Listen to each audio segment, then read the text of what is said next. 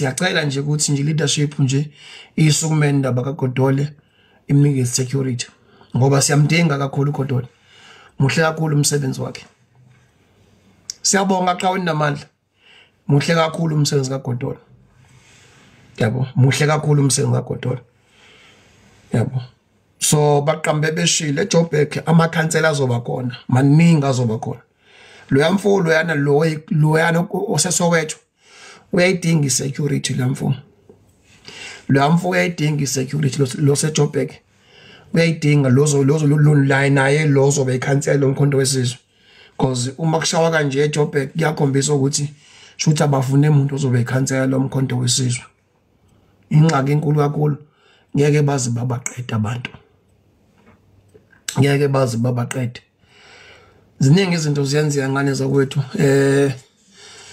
Yabo njengamanje. Ngiyengizwe nje abanye benu. Babuka bezindaba mase bemamela indlela abezindaba bayisho ngayo into. Mase bona bevele bafuna ukuyikhuluma bathi ya. Khona bafowethu laba abawu6. Laba kwaqimba laba abezindaba abathi bavimba ama project bavimba ama project lawa asukenziwa masebenza ivideo lawa yaku freeway ne mase kuthiwa kungase bagwetshwe o 10 years to 15 years. Yazi ngane zakwethu kuleza ingane zabantu aziboshelwe lonto le. Uyazi laba bafula bayana abahlangene nendaba lezi ama construction nama project lawa enziwayo lawa kuthiwa yavinjwa laba abavimba eKZN laba aboshwe abahlangene nabo abangakithi abahlangene ngale yanto laba bafowethu isikhalo sabo yesaba sekutheni nje thina nje sifuna umsebenzi uqashwa kanjani khansela uqashwa kanjani la why uqashwa abantu engasibona bendawo why singaqashiwe thina why uqashwa abantu engesibo uqashwa abantu beNC kuphela so kwaba yile isikhalo sabo emva lokho baboshwa futhi bangaboshwa futhi esigamekweni baboshwa kwenye indawo kwathiwa baphethe kwathiwa lo bani labe bephethe ama R4 ama R5 nama AK abantu abangena spam abantu ongabashaya manje ufake kushishuphu ufune lo AK le ungeke uzuyithole ngoba abantu abangahlangene nale yanto leyana leza ingane leziyana zizogwetshelwa into engekho ngoba njoba bayinika u10 years bayinika 15 years bazogwetshelwa into engekho laba mfowethu abahlangene neindaba zama project neindaba zama construction ukuthi ayavinjwa ayenziwa abahlangene leza ingane kuzokwenziwa nje umzekeliso nje ngabantu abangenzanga lutho abantu abangahlangene nale yanto leyana abantu okuyibona abahlangene bayabazi abadlaleli kubona laba ke sebeyoba imhlatshelo ke manje ngokuthi phela manje vele phela into imisebenzi ayikho mangabe ngihlele ekhaya kodwa manje uqashwa ngengile engesiyo akusamalanga ngikhale ngikhulume ufune ngithule uyayibona ibhlungu le yanto yabo ibhlungu le yanto ngoba ekugcineni lesengane zabantu leziyana zivela kuma TV njengamanje ziyagadwa ngathi impela nje abantu abayingozi abazilutho laba bafowethu ayinto abayazela bafowethu bese ingane lezana nje lapha nje zo6 zogwetshelwa nje into engekho ziyoba imhlatshelo nje engenacala yonke ebhlungu kakhulu le yabo yonke ebhlungu kakhulu le ukuthi angikhala mangibuka ama comment abantu abafeletshele abafe bafeletshele nomuntu akazi na story njalo uzwa ngabe izindaba uma ngabe sebesho ukuthi laba yilaba vimba ama construction mangabe eza yabona aya ama comment abafe abafeletshele abangaphumi hey lezi zinto lezi abazi lutho leza ingane abazi lutho abahlangene nokuvinjwa kwama construction abahlangene nama project afika eKwaZulu Natal bawavimba baphazama abahlangene nawo babe ukhalela imisebenzi nje babe ukhalela imisebenzi ukuthi cancel uqashe kanjani la sifuna ukusebenza nathi babengafune kusho abana kusho ama CK before mhlambe bagwetshwe before bagwetshwe sicela ugovernment ukuthi abasetsho ukuthi banawo nama company underbone before nje 210 years aqala bobobobhe wakubona ukuthi ke wona ama company ke ama CK banawo yini angicabangi labo futhi khona ama CK umbuzo uthi ke bangavinjwa kanjani bangavinjwa kanjani bangawuvimba kanjani abantu iproject thuwa yibo abavimba ama project bangawuvimba kanjani ama project kodwa ekubeni futhi bengena ama CK ngane zakwethu iqiniso losikhulula futhi siyokuba ngabakhululekile impela ngane zakwethu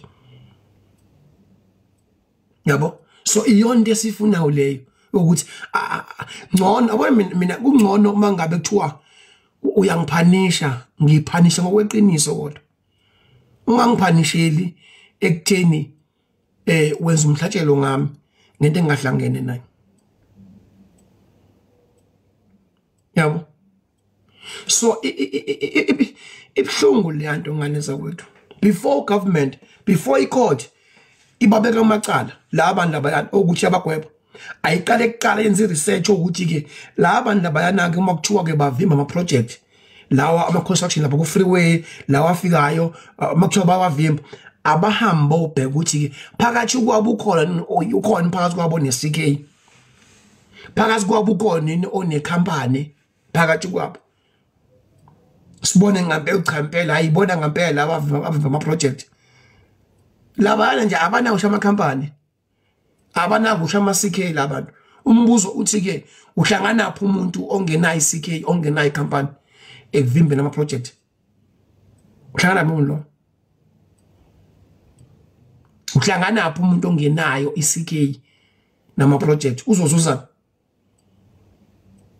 uzozuzani ikuphi yena la azokuzuza ukuthi yena uyovimba project angadlalwa ngabe ngane zabantu ngane zakwethu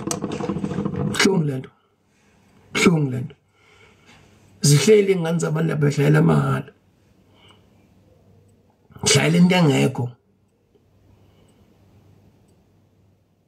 siyazi ukuthi bafethu umkhonto wesizwe vele unabantu abanathi siyazi ukuthi nathi nisibambela uzungu nje nisibambe wona nje kodwa akusizi ngoba ekugcineni kumele abantu kodwa iqiniso baliveza yabo before nje ujaji umuntu ngoba uzwe indaba ishiwo awucabange lapha kwaXembo kwakhiwa ibridge elincane nakhona kodwa buka bezindaba baveza freeway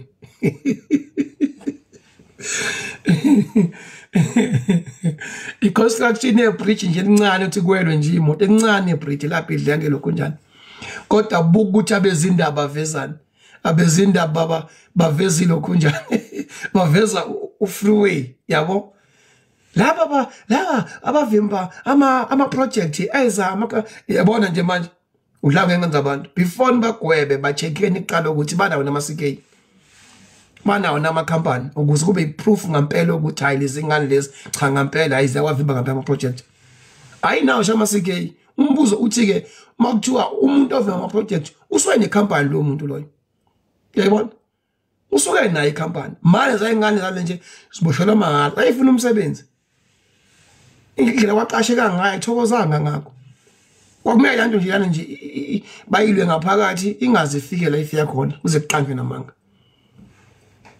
yabo so nje nganza kwethu kuningi ekusazokwenzeka kuningi kodwa siyamkhola uNkulunkulu ukuthi uzosithwala yayibona siyamkhola uNkulunkulu uzosithwala asilonde yabona anti social lethu lomkhonto wesizwe ubezobe ikhansela seJoburg sithi wakwazi umkhonto futhi thiwayi futhi ubengabangi namuntu bengabangi namuntu icommunity nje eyazikhethela yena hayi nangu vele uyasisiza ohlakaniphile baqhamuka bajaha sitwela kaplo bamfaka isibhamu ngoba khona abantu abafuna ukuphatha ngenkani. Hey, afowethu kunzima ne impilo bafowethu inzima, impilo ayikho lula. Sizobulalana kuze kube nini? Why le mnyama ihlezi njalo isiza belungu ekutheni balwe impi yabo? Why in le mnyama isiza abelungu ekutheni njalo abelungu mabelwa impi yabo basebenzisa umuntu omnyama? Why bafethu? Nami ngisho njalo bhuti umjeke ukuthi ngeke bakhethe umuntu. Yazi khona into abantu abangayinaki, mhlambe boyinaka, angazi noma boyinaka mhlambe sekufika ukufa nikubona. Lo muntu lo mcabangela ukufa, lo muntu lo wena ongamfuna ephila, khona into eyenzakalayo ngesikhathi wena uyolala ntambama, umusa kaNkulunkulu uyakuvusa. Ngesikhathi wena uyolala umusa kaNkulunkulu uyakuvusa ekuseni. Naye futhi lo muntu ongamfuni naye uvuswa umusa kaNkulunkulu. Akuyona choice yakho, naye akuyona choice yakhe. Manje wena kunabantu ongafuni baphile, wena uphile wena. Mase ucabanga ukuthi wena uzovuka nje njengenjwayelo, uyabona nje bafowethu. Hayibo, kahleni ngani zakwethu, kahleni bafowethu. Asimeni bafowethu ukubulalana sodwa ngane zakwethu. Ake simeni ngane zakwethu, ake simeni bafowethu ukubulalana sodwa. Ake simeni ngane zakwethu. Yazi ukuthi ngaso sonke isikhathi umuntu mangabe efuna ukulwa impi yakhe, uyazi ukuthi unamathuluzi akhe, unamathuluzi akhe. Umuntu omnyama ngaso sonke isikhathi umuntu omnyama kumele nje alwe nje impi yabelungu. No ngane zakwethu, no bafowethu. Ake sikhuleni bafowethu. Ake sikhuleni bafowethu, nathi ke sikhule. Ayingeke ngani zakwethu, ake sivukeni emaqandeni. Ngeke ngane zakwethu akwazi ukuthi bafowethu ngaso sonke isikhathi singahlezi thina njalo siyithuluzi labanye abantu, ukuthi abantu mangabe befuna ukulwa izimpi zabo kumele basebenzise thina njengemnyama.